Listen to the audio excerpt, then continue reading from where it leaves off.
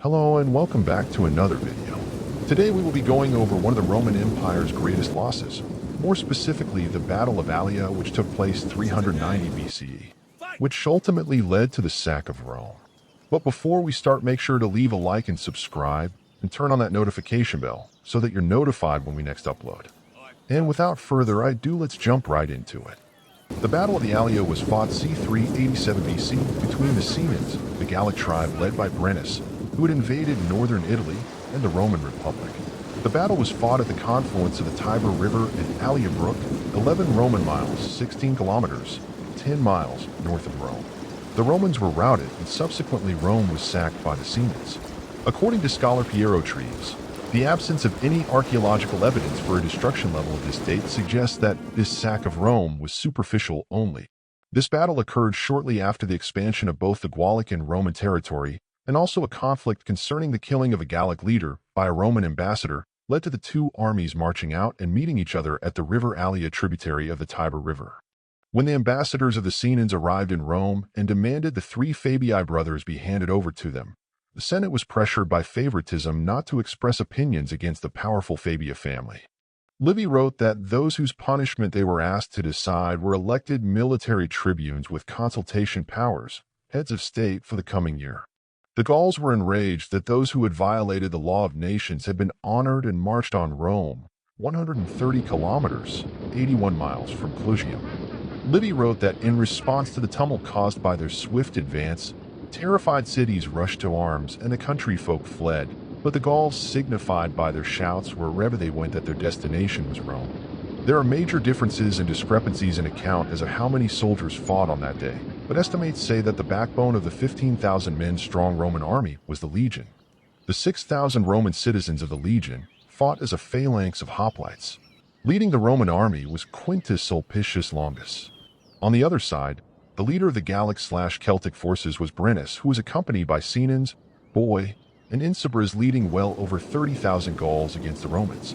Nearly all the Gauls were light infantry, protected only by a yard-long oblong shield and perhaps a helmet. The latter was decorated with horns, crests of animal designs, or the Celtic symbol of war. They arrived in chariots but would fight on foot or on horseback. The Gauls wielded swords, spears, axes, javelins, or slings, with their hair swept back like the mane of a horse and with their droopy mustaches, baring their upper body or stripping completely naked, shouting and waving their weapons about. The tall Gallic warriors were a fearsome spectacle. The battle ensued by both armies marching out on each other. They extended the wings to avoid being outflanked, but that made their lines so thin and weakened that the center could hardly be kept together. The Romans placed some reserves on a flank, perhaps in hopes of outflanking the extremely disarranged Celtic warriors. But Brennus caught wind of this and initiated combat by rapidly sending forces to attack the Roman preserve's position on the hillside. Both sides engaged in fierce combat, and at first the Romans stood their ground.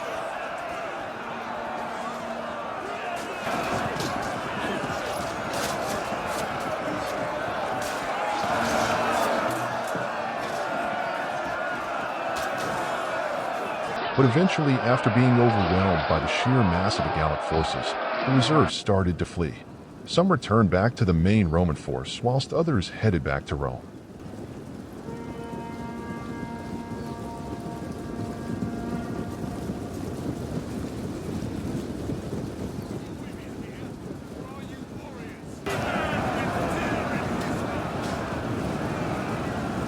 This caused the main Roman forces along the battlefield to be shaken, and as this instantly, the main forces lead a charge against the Roman front and left flank. Longus ordered their main front to keep on fighting, regardless of the fact that their reserves were scattered and had no possible strategic maneuvers to overcome the Gauls. The two armies fought viciously for a while.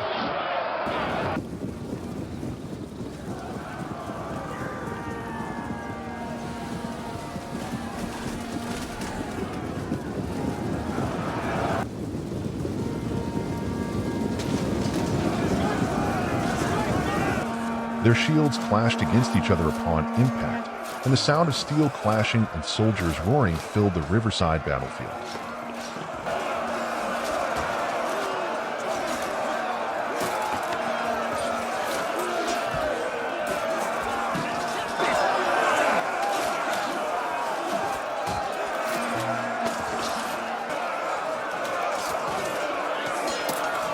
After long fighting, the Roman forces were being overwhelmed by the erratic Gallic forces.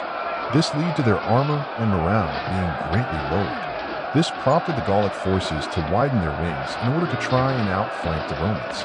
But Longus acted swiftly and ordered some of his personal forces to counter this movement.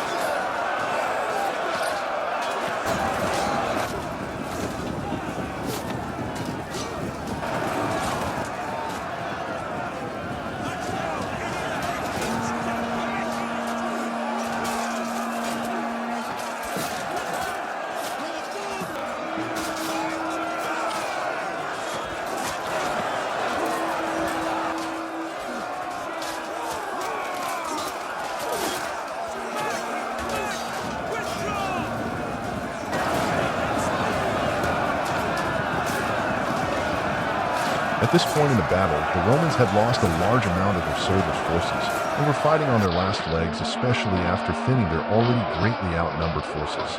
The main Roman front also started to give in and began fleeing back to Rome.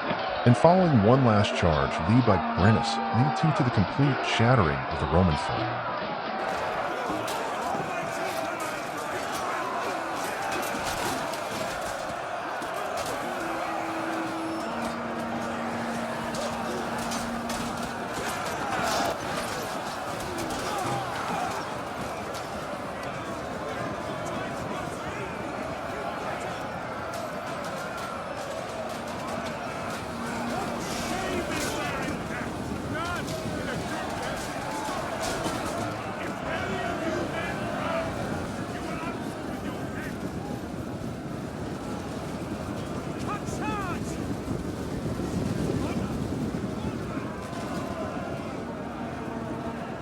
The left wing of the Roman forces were in a terrible position as they had their backs facing the Tiber River with no safe space to back up and strategically fight back. The Gauls, using their larger numbers, then slowly backed up the Roman left wing until they had no choice but to flee by the Tiber River. The Gauls proceed on and chase them, leading to a mass amount of them being killed. So much so that some accounts claim that most of the Roman forces had died with their backs turned or by drowning rather than fighting.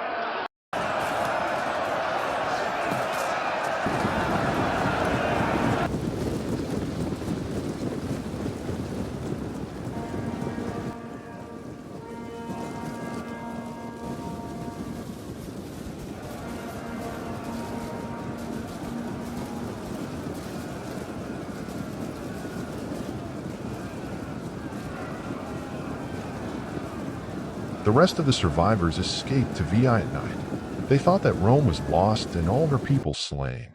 At the sight of this easy victory, the Gauls refrained from chasing them in fear of a potential ambush, which never came. After such a grueling defeat, the Gauls charged for a Rome which was mostly empty, as a lot of the citizens had left following this battle.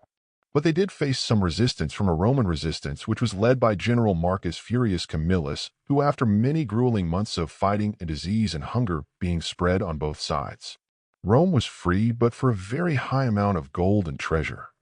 And that's it for today. Make sure you leave a like and subscribe and turn on that notification bell so that you're notified when we next upload. See you next time.